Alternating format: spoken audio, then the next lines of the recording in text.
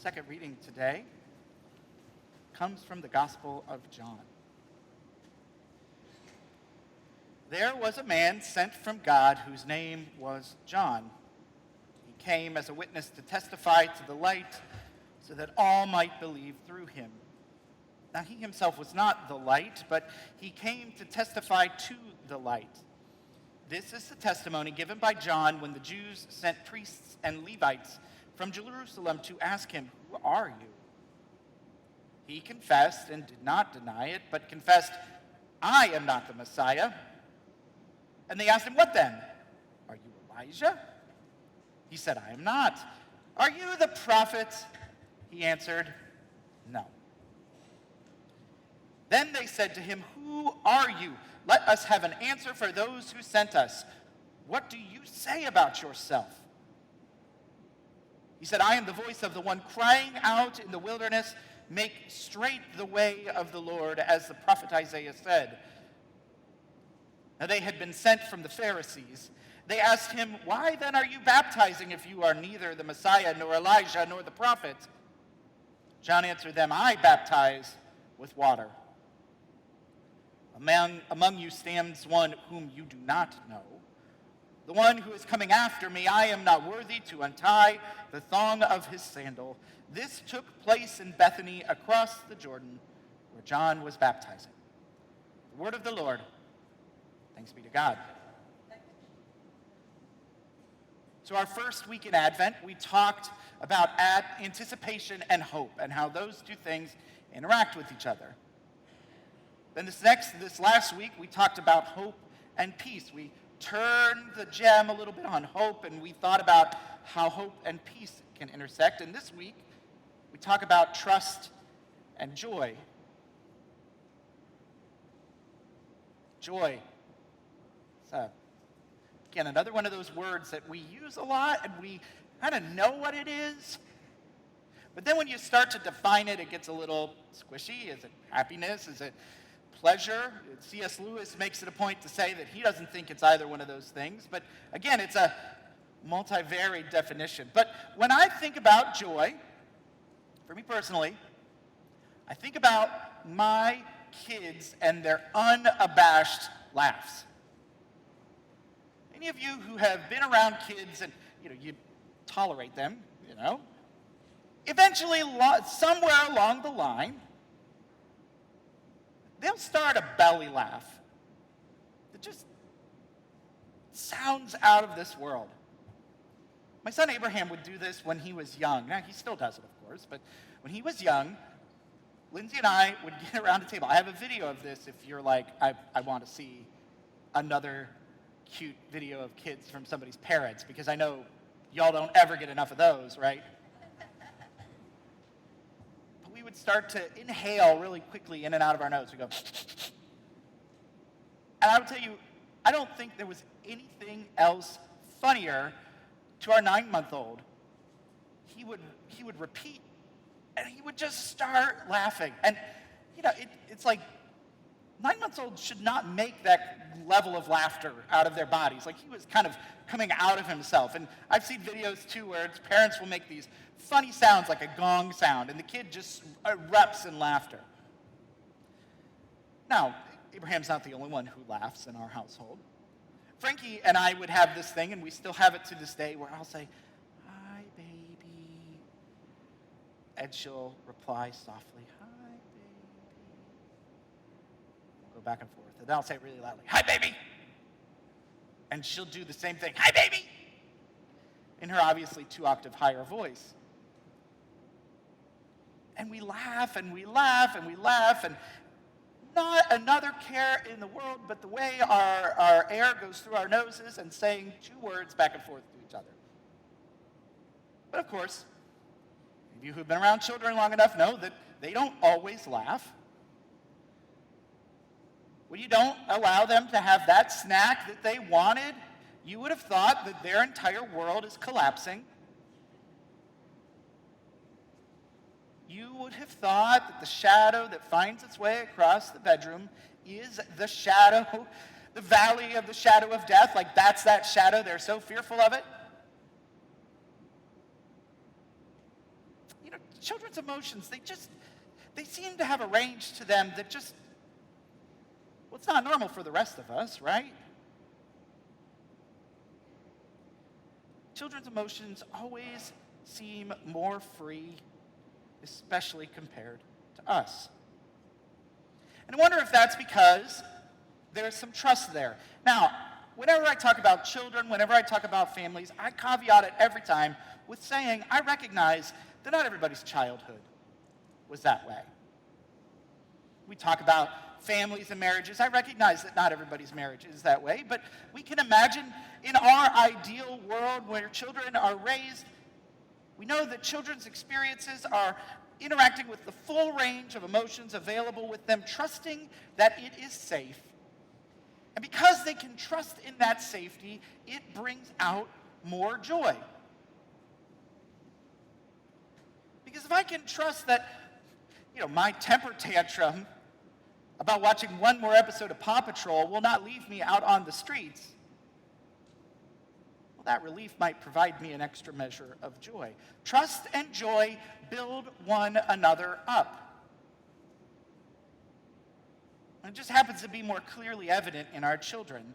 And on this Sunday, Gaudete Sunday, which is the fancy Latin term for it, it's meant to be the Sunday that we celebrate joy. And I appreciate 10 minutes before the service, Dan Rush coming up here, saying to me,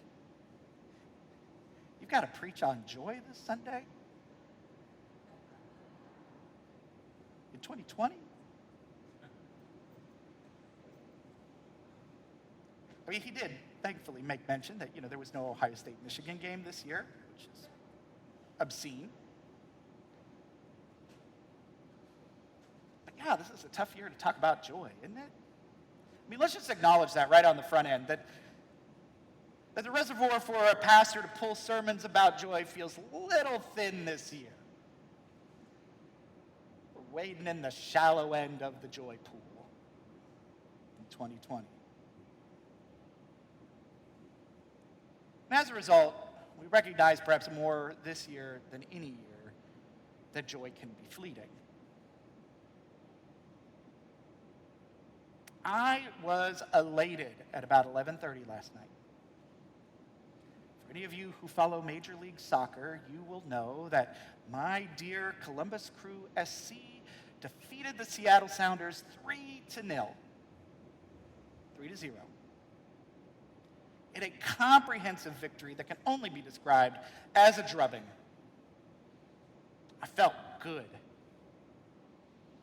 I felt joyful. I felt vindicated. Because 3 years ago, 4 years ago, 5 years ago, there was a chance that Columbus Crew would not even exist in Columbus. It was on its way to Austin, Texas. But last night, the Columbus Crew, now guaranteed its home in Central Ohio, won the MLS Cup. Now, as a 38-year-old, I'm a little embarrassed that it took me the time it did to fall asleep, but I was really excited. I was joyful. And I still am. So if y'all have something you really want to, hit at me and you're like, well, I'm not sure if Adam will tolerate it, today's the day to do it. Because I've got a nice reservoir of Columbus Crew victories still in me. But I recognize even today that joyfulness will not carry me to my grave. 20 years from now, I will not be able to say, I'm feeling so good because Columbus Crew won in 2020. Otherwise, 2020 wouldn't have been a big deal because if you remember, the Cleveland Cavs beat Golden State Warriors when they were down 3-1. Shouldn't that be enough? So we recognize that joy can be fleeting at times. Miroslav Volf, a theologian, describes joy in this way. Joy is the emotional dimension of the good life, of a life that is both going well and is being lived well. Joy is the emotional dimension of the good life, of a life that is both going well and is being lived well, which means, of course, we've got a couple variables in play that might make things feel less joyful. Might mean that our lives might not be going well, so we might feel less joy, or it might not be lived well, and so we lose some sense of joy. One of those feels very external, and one of those feels very internal. So as a result, because this is fleeting, there has to be a well in which we can draw from. And here in this Sunday, I believe that the well that we are offered is trust. In Isaiah today, we consider the idea of trust in the present and its future joy. In this portion of Isaiah, Isaiah 61, we are in what's called, by most scholars, the third Isaiah. Isaiah itself is kind of split up into three main books. And it helps if you think about it as there's a time in Isaiah before the exile, there's a time in Isaiah during the exile, and there's a time in Isaiah after the exile. And Isaiah 61 is right in the middle of the post-exilic writings. The land had been devastated. The world that these people know were taken away from them. And they were sent away. And then the prophet says that he was called to bring joy to the joyless. We talk about the poor here, but the poor could be better understood than not having enough in the bank account, but rather understood as a state of wretchedness. The prophet's job was to bring joy to people who had lost all sense of their joyfulness because things were really bad. Pandemic in 2020, bad. Worse than that, bad.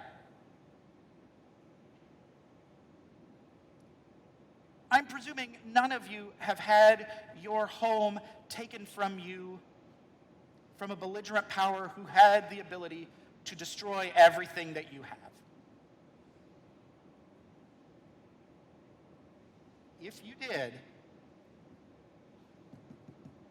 then this is the joylessness that the people have. And yet the prophet says, it is my job to do this, to bring this joy. And it was giving freedom to those who were bound up. And it's interesting here to note that there's freedom both for captives and prisoners. When one is captive, is often because of some outside force taking us away from our homes. It's an external force. When we are imprisoned, it is often because of a crime that we commit. The external and the internal.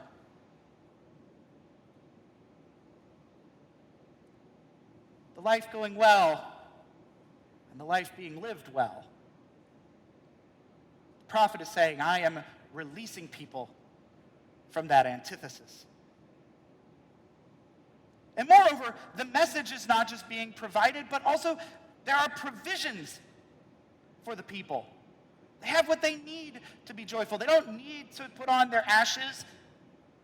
They've got royal robes that they can wear.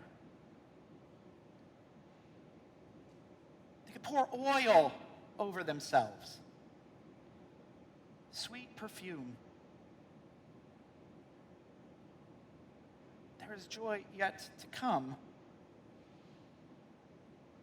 And there is a joy to be had, even in the midst of recovering from terrible devastation. And then when we turn to the gospel, we see again John telling a similar story that we heard from Mark last week. Remember Mark I talked about as the sort of busybody going everywhere, very human story of Jesus, and John is everything was already decided always. God and Jesus are the same, the high Christology aspect of Jesus. And back to back, we get to hear both these stories. And in that high Christological God in control of everything, God very present from the beginning of time, we are led to believe that the Baptist was always part of the plan. In the beginning was the Word, and the Word was God, and the Word was with God, and so on and so forth. And by the way, John was part of this all along, right at the beginning. And the Baptist trusted, too, that there was someone who would come, someone who, again, would change the literal topography of the world, who would reshape everything.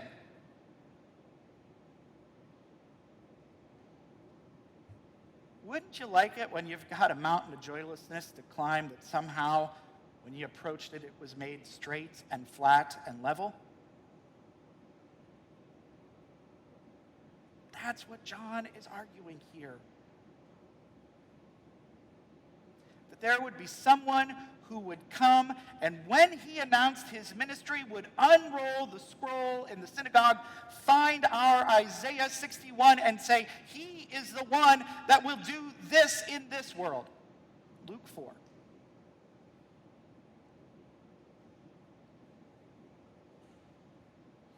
If joy is really what Miroslav Volf gives us, this idea of the emotional dimension of the good life, of a life that is both going well and being lived well, then the way that we build this joy is to provision for life going well and for life lived well.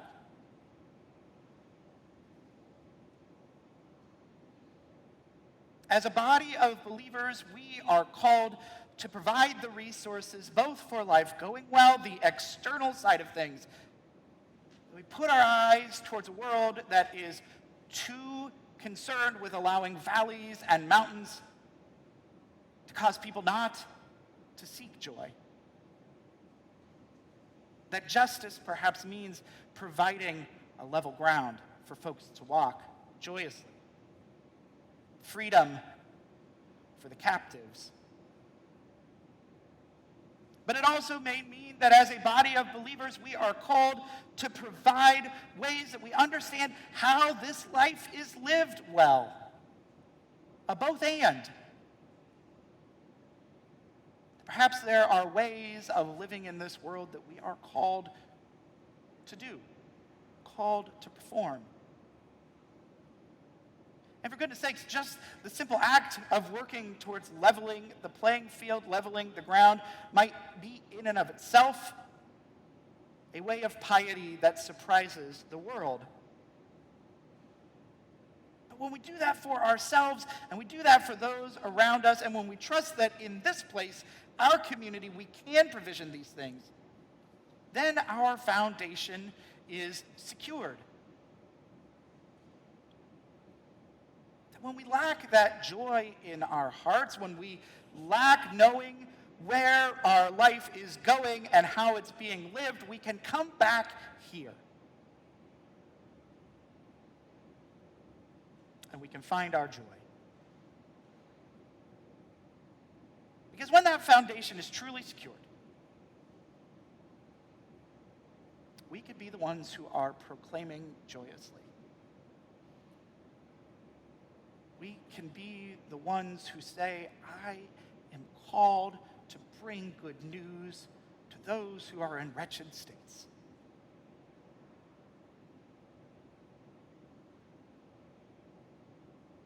We're called to act with justice and to live tenderly.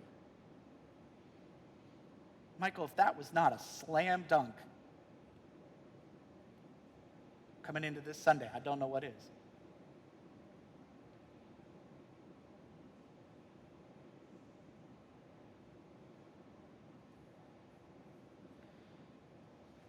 Friends, I know joy is hard this year.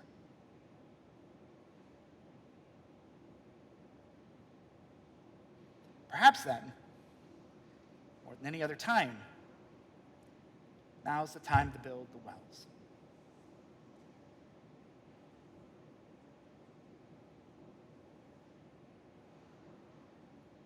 So that we have a space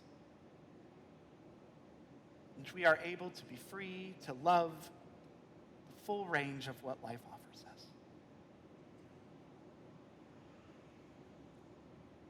That perhaps again we can have the freedom of our children who laugh and cry and are angry and feel the depth of all this world offers. Because we trust, and in that trust we find joy. Thanks be to God.